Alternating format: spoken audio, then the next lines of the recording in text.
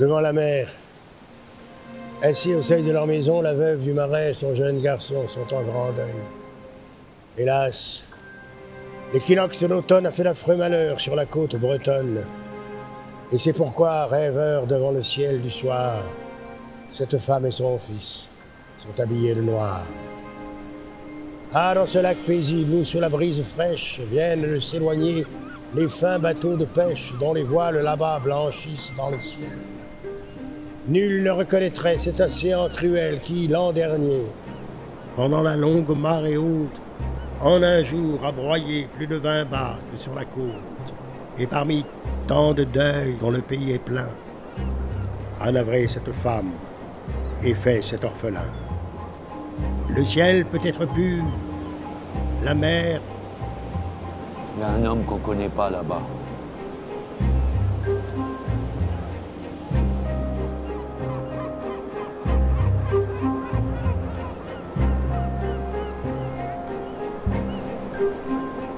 Que puis-je pour vous, cher monsieur? Docteur Alcott. Oh, je vous en prie. Tout le monde ici m'appelle par mon prénom. Appelez-moi Elfred. Charles Serin, médecin à l'hôpital Saint-Paul. Que puis-je pour vous, cher confrère? J'ai cru comprendre que votre établissement est le seul à ne jamais demander d'aide extérieure. Je dois avouer que cela m'a assez fasciné. Ma curiosité m'a emmené jusqu'ici, dans l'espoir de découvrir vos méthodes. Mais vous avez bien fait. Notre balade touche à sa fin. Nous nous apprêtons à regagner la maison pour le déjeuner. Soyez notre invité. Je ne voudrais pas vous importuner. Mais pas le moins du monde. Voici les 9 patients dont je m'occupe. Vous ressemblez à une grande famille. Ah, on peut dire ça, oui.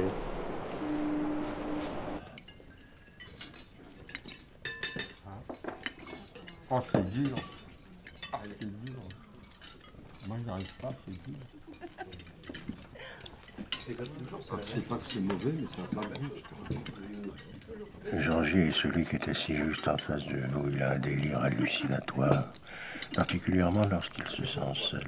C'est pourquoi vous le verrez le plus souvent accompagné. Il est persuadé aussi de voir l'avenir. Et à sa droite, vous avez Stoneman. Il est atteint d'apathie. Il peut lui arriver n'importe quoi, lui-même ou aux autres. Il restera de marbre. Ensuite, vous avez Hélène, paranoïaque, mythomane de surcroît, qui ne supporte pas qu'on ne la croie pas. Et à sa droite, vous avez Dim, qui s'évanouit à chaque émotion forte. Vous devriez faire attention à celui avec la chemise verte. Georgie, je crois. Il vient de vider la salière dans la soupe de son voisin. Je vais le punir, ne vous inquiétez pas. 10 coups de martinet avant d'aller dormir. Vous avez raison. Il faut être ferme. Non, je plaisante. C'est pas le genre de méthode pratiquée ici. Vous savez, j'ai le souvenir d'un directeur d'asile peu recommandable qui avait fait déplacer 3 de ses patients dans de minuscules cellules en guise de punition.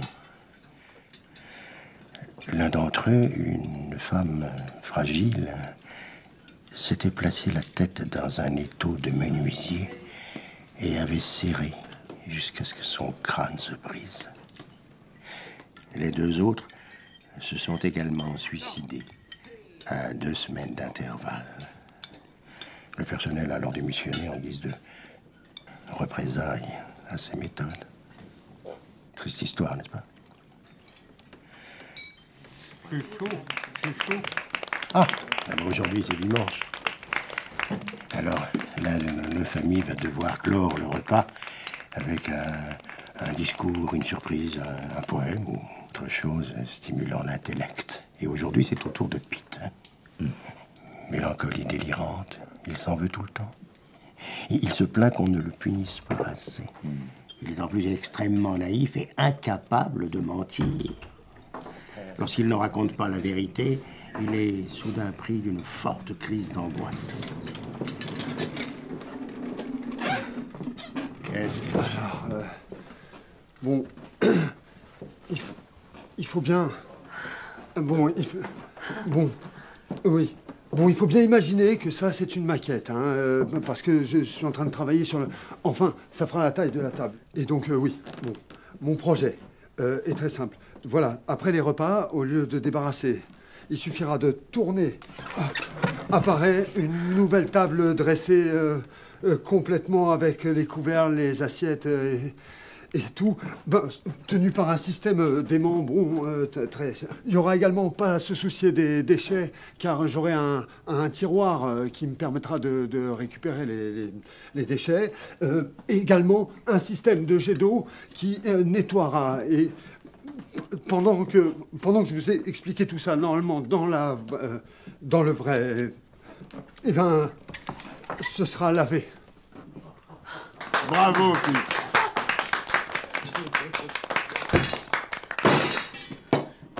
C'est moi qui fais cette table. C'est moi.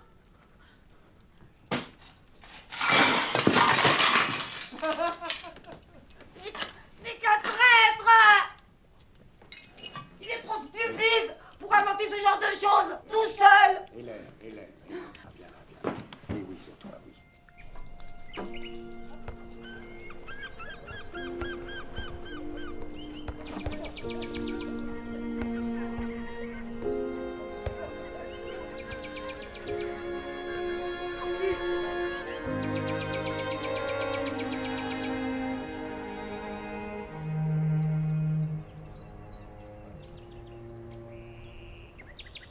C'est moi qui ai fait cette table. C'est ma table. Pete, t'es rien qu'un menteur. T'es un traître. C'est Hélène. De toute façon, c'était qu'une invention de merde. Alfred, êtes-vous sûr qu'il est bon de les laisser se ridiculiser les uns les autres? Cela risque de les détruire plus que les distraire, non? Mon cher Charles, la ridicule attaque, mais ne détruit rien. Si vous le dites.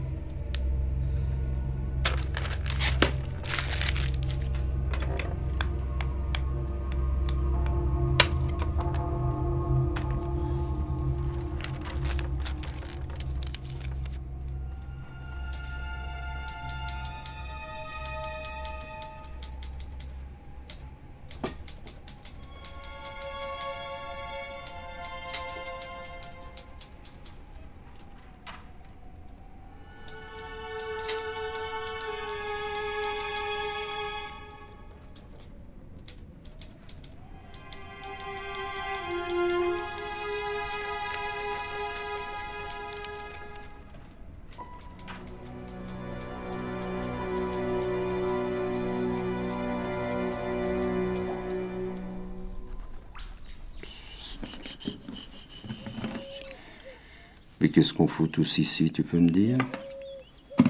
Parfois j'ai l'impression qu'aucun d'entre nous n'a sa place dans une maison de fous. Parce que ça fait des années que j'attends ici, sans avoir aucune idée de ce que j'attends. Je sais plus quoi en penser. Ça me rend fou. Et toi, qu'est-ce que t'en penses? Tu t'en fous? T'as raison.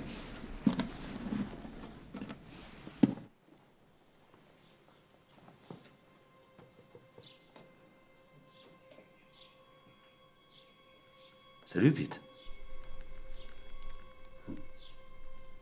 Ça a l'air vraiment chouette ce que tu fais là.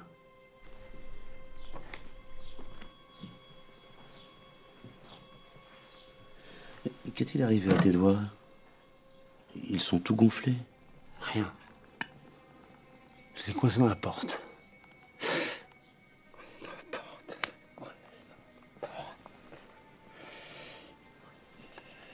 Allons, Pete. Je suis sûr que tu le fais exprès pour te faire remarquer. Ne fais pas cette tête. Je sais que tu m'entends. Pete, je sais que tu m'entends.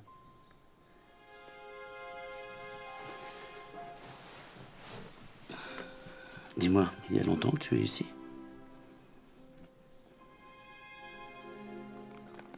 10 ans. Avec Georgie, on est plus anciens ici.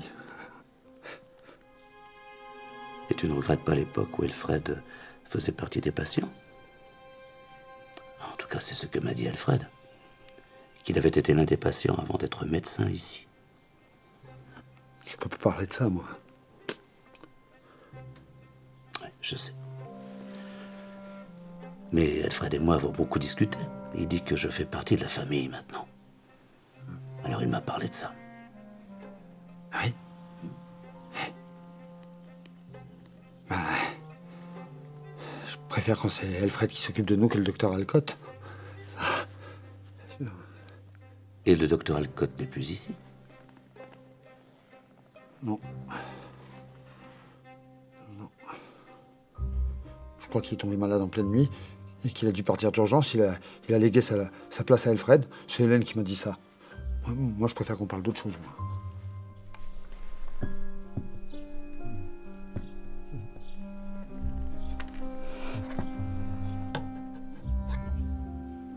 Il fait beau aujourd'hui. Tiens, ça te dirait qu'on organise avec Alfred un grand pique-nique sur la plage? Ah oui, beaucoup, ouais. Alors réponds juste à cette dernière question, Pete. Et ensuite, je demanderai à Alfred si on peut aller tous ensemble profiter des grandes marées pour aller pêcher, déjeuner sur la plage. J'aime bien parler avec toi. Les autres, ils n'aiment pas tellement parler avec moi, mais c'est sûrement de ma faute. Sûrement de ma faute. Sûrement de ma faute. Pete, quelle était la maladie d'Alfred à l'époque où il était l'un des patients ici? Réponds-moi, Pete, quelle était sa maladie? Charles? Il arrive. On parlera de ça plus tard. Oui, il vaut mieux qu'on parle pas trop fort. Charles? Il arrive, je te dis. Non, désolé. Ah, désolé. vous êtes là. Désolé. J'aimerais vous parler un instant, s'il vous plaît. En privé.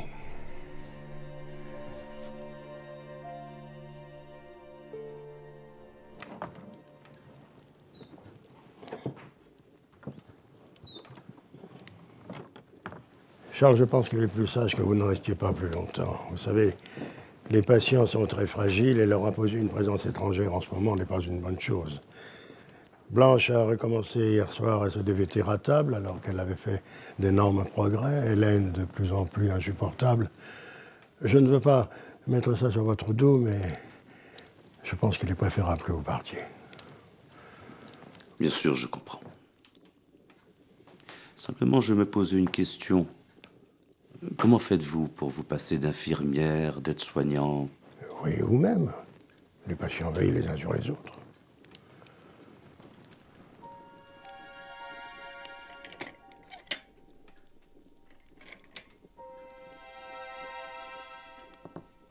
Comment guérit-on ensemble quand personne ne veut guérir, cher docteur Alcott?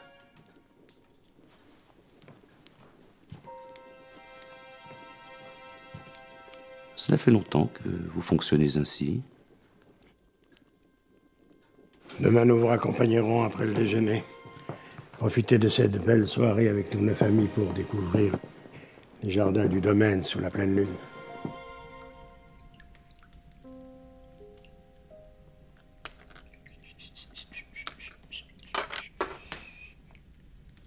Tu sais ce qu'on devrait faire? Non. On devrait faire une blague à Hélène et Pete. D'accord. Comme ils ne peuvent pas se supporter, il faudrait écrire 2 lettres. Une destinée à Pete et signée Hélène. Et l'autre destinée à Hélène et signée Hélène. Pete. Pete. Je crois. Dans chacune, ils diraient qu'ils sont fous amoureux l'un de l'autre, mais qu'ils n'osent pas se l'avouer. Ouais, je trouverais ça marrant. Stoneman, est-ce que tu viens de pisser dans l'eau? Ouais. Tu n'as pas écouté ce que je viens de te dire? Si. Une blague avec des lettres. C'est intéressant, je trouve. Faisons ça. Demain? Ce soir. Après le cache-cache. Ce soir. Après le cache-cache. Ouais. Après le cache-cache. Esta noche es el turno de George y de contar. 3 reglas solamente. Correr, correr, correr. ¡Vamos! C'est bien fiche! Georgie, il est venir! Il va tous nous trouver! 3, 4, 5, 6, 7, 8, 9, 10.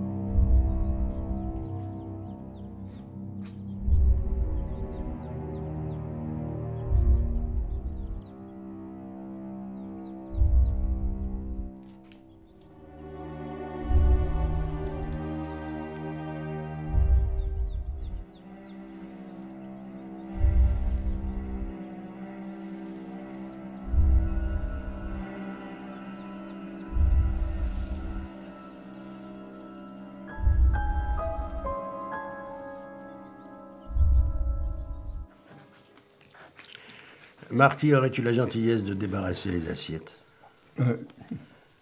Oui. Je les mets dans la cuisine. S'il te plaît.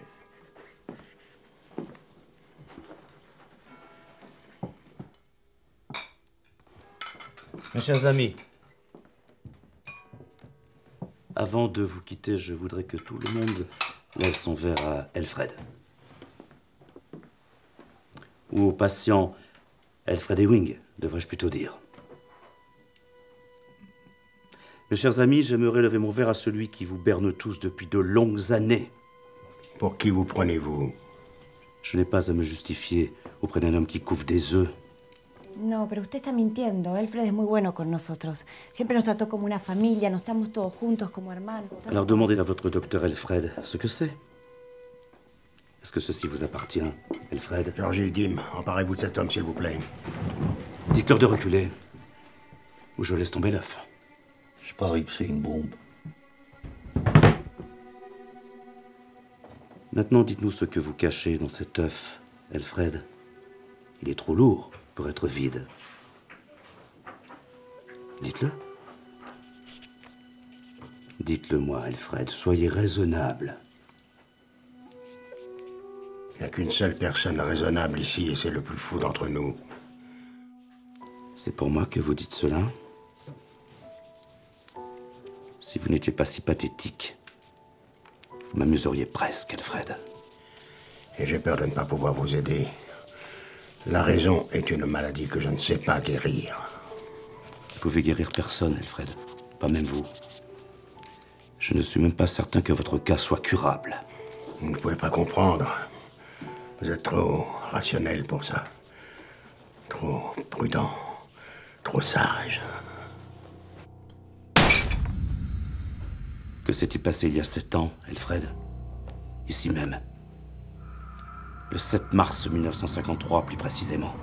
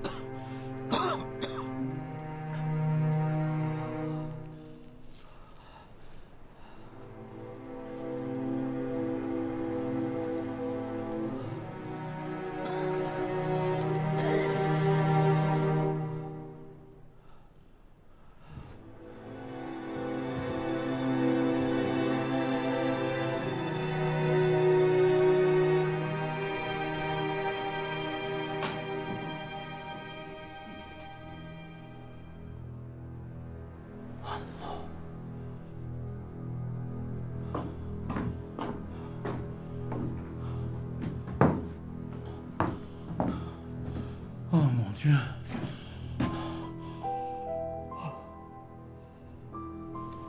Docteur Alcott.